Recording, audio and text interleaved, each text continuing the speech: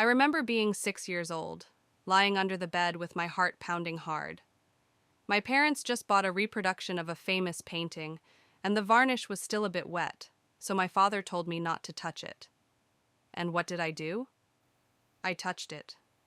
Knowing my father, I also knew that punishment would follow, so I ran as quickly as I could and hid under the bed.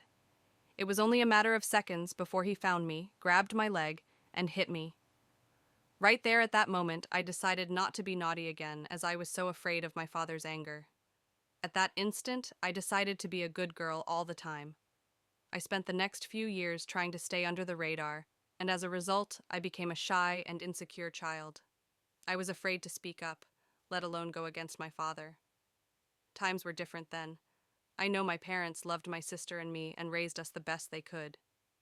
My mum was an insecure woman. She was so pretty, yet always seemed to doubt herself.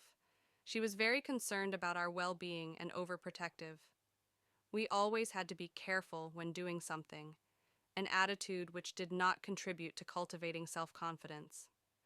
However, there was one area she excelled in, and still does, loving me and my sister unconditionally.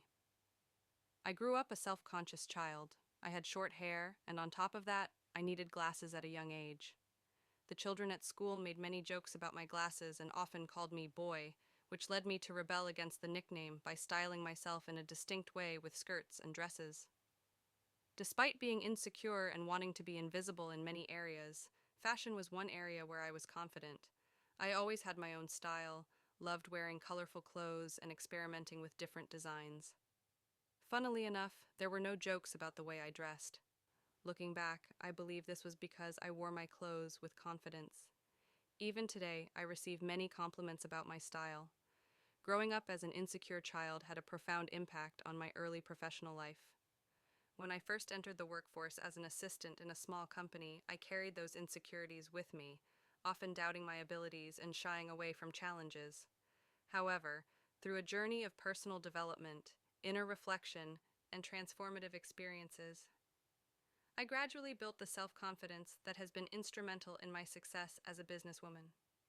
Today, I am passionate about sharing the lessons I've learned to help others cultivate the self-confidence they need to thrive in their careers and personal lives.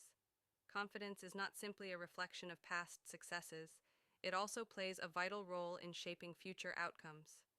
Research has shown that individuals with higher levels of self-confidence are more likely to set challenging goals, persist in the face of obstacles, and ultimately achieve better results. Bufar Bouchard, 1990.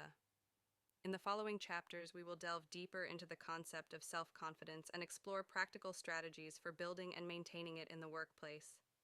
Through a series of exercises and insights drawn from my own experiences and the experiences of others, you will learn how to identify and overcome self-limiting beliefs, set healthy boundaries, cultivate self-compassion and resilience, harness the power of self-love to fuel your personal and professional growth. By the end of this book, you will have the tools and knowledge you need to transform your self-confidence and unlock your full potential in your career and beyond. We'll begin by determining what self-confidence is. One of the most common descriptions of self-confidence is the belief in one's own abilities, skills, and judgment.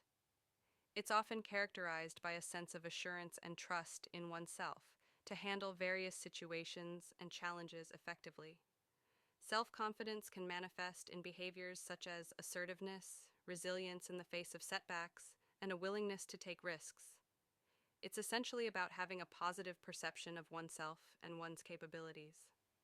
There are various words associated with self-confidence: self-assurance, self-esteem, self-regard, self-respect, self-worth. When we look at different areas in our life, there may be areas where we are showing confidence and other areas where we are not. For example, you may be very good at your job and have confidence in how you do it. However, if you must give a presentation to a group of people, you may feel insecure about your ability to speak publicly,